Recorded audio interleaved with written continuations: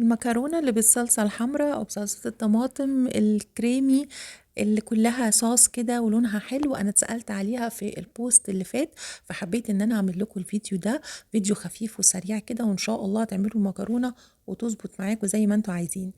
أول حاجة مية سلق المكرونة، احنا مش بنحط فيها زيت، بنحط ملح بس. وانا هعملها بالمكرونه المرمريه الصغيره، انتوا ممكن تعملوها باي نوع تحبوه، بس بيبقى ساعات في مكرونات فيها التضليعه دي، فالتضليعه الصغيره دي بتشيل صوص حلو.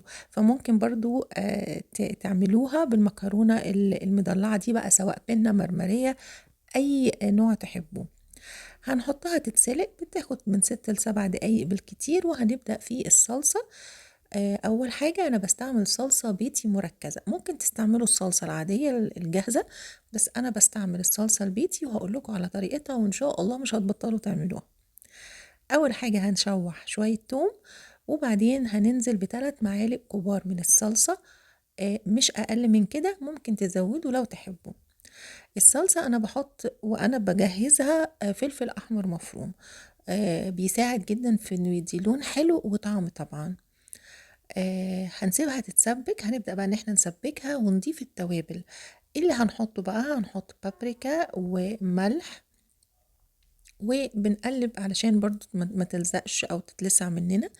هنحط رشة قرفة وده اختياري، وكمون، وفلفل اسود، وطبعا لازم نحط رشة سكر بعد كده. هنخففها بإيه؟ هنخففها بمية المكرونة، ودي تاني تركة في الصلصة، مش بالمية العادية، لأن مية سلق المكرونة بيكون فيها النشا، فبتخليها تقيلة وكريمي، وفعلا بتخليها صوص حلو جدا. وهنحط كمان توم وبصل بودرة، وده اختياري لو تحبوا. المفروض بنحط رشة شوية خل، بس أنا كده كده ببقى حطاها وأنا بجهز الصلصة، فلو انتوا بتستخدموا صلصة عادية أو طماطم معصورة فحطوا سنة خل. المكرونة هنا خلاص جهزت، وصفتها بالمصفى الخطيرة اللي قلت لكم عليها قبل كده. في المرحلة دي بقى اوعوا تحطوا الصوص والمكرونة سخنة بالطريقة دي.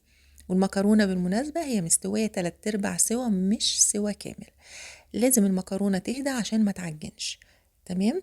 انا شطفتها شطفة سريعة جدا بمية باردة، وانا عارفة ان في ناس ما بتحبش الخطوة دي، بس صدقوني مش هيأثر خالص عليها، والصوص هيلزق عليها، وزي ما هتشوفوا في الفيديو شكلها عامل ازاي. بس لازم تكون المكرونة هادية مش سخنة. بصوا الصوص قوامه عامل ازاي، كريمي وتقيل حلو جدا، لونه يعني هايل في المكرونة.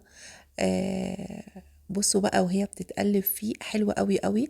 وطبعا لازم تكون كميته مش قليلة علشان تبقى المكرونة طرية كده، ما تبقاش ناشفة، وتبقى شاربة كمية حلوة من الصوص.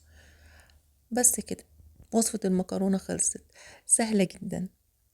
قدموها بقى زي ما تحبوا، مع شوية سلطة، مع فراخ. أنا قدمتها مع ميت بولز، كفتة كده كنت عاملاها لداود باشا، عملت شوية بالصوص وشوية سادة، قدمتهم مع المكرونة.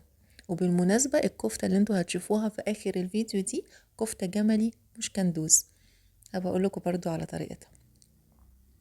يا رب الفيديو يكون عجبكم ويكون واضح، وهكتب لكم كل التفاصيل في التعليقات، وجربوها وقولوا لي رأيكم. وما تنسوش لايك وشير، وما تنسوش تشتركوا في القناة. مستنية رأيكم، وبألف هنا وشفا.